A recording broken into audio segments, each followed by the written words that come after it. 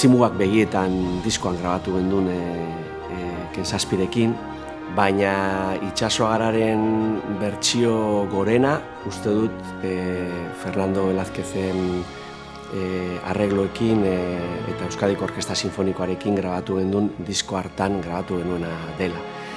Yo no puedo describir muy bien todo lo que siento cuando la tocamos con la orquesta, porque significa muchísimo para mí esa canción, por los conciertos que hicimos en su momento y por cómo de alguna manera ahí empezó todo, ¿no? Pura Berebidean, si buscáramos un tatarabuelo o un bisabuelo, sería aquel concierto que hicimos con Ken Zazpi.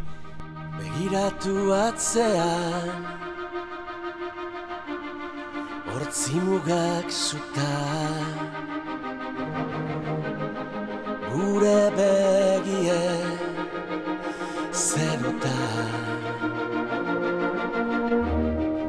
Ken Zazpik aportazioren bat egin badu, diskori izan daitekela aportazio horietako bat, ezta? Orduan ezelako batere ohikoa orkesta eta buru bezalako talde baten arteko uztarketa, eta ezberdinen arteko lankidetza bat izan zen, ez? Bizipen, ideologia, gauzak ikusteko modu, pentsamendu desberdinetako jendeak lortu gendun, traba eta oztopo asko gainditu ostean, disko hura grabatzea.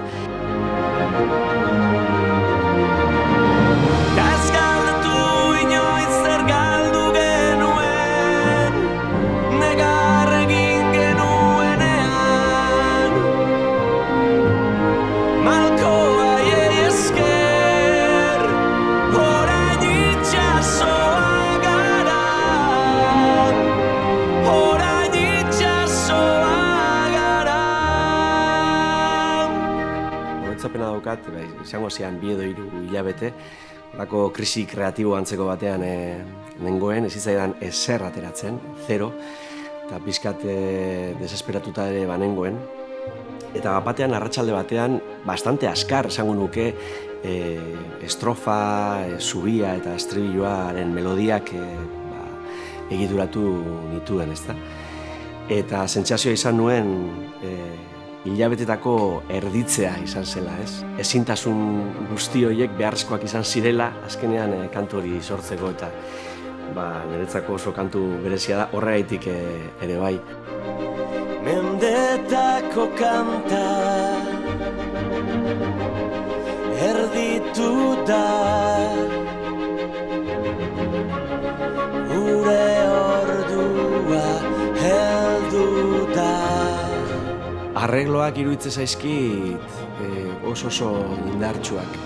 Lehenengo aldiz entzun nuenean, iruditu zitzaidan gure lehenengo bertsio hori gainditu zuela nolabait. Eta tarte instrumentalean konposatu zuen biolinentzako soloa izugarria iruditu zitzaidan. Oso zaila jotzeko, baina da oso ederra, eta ematen dio niretzako kantu horri olako ez dakit, puntu goren bat puntu horretan, ez da izugarri gustatzen zaizkit.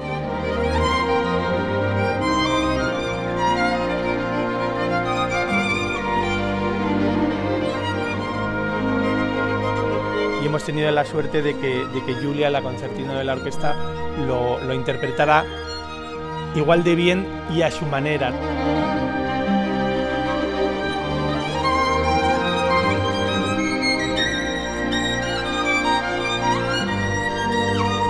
Harrituta eta emozionatuta nengoen jendeak nola bizi zuen kontzertua ikustean. Jendearen indar hori sentitzea eszenatokian holako kasuetan oso ederra izaten da. Beraz, niretzako aurten parte hartzea opari bada. Izan garelako oraindik ere bagara, ta beti izango gara.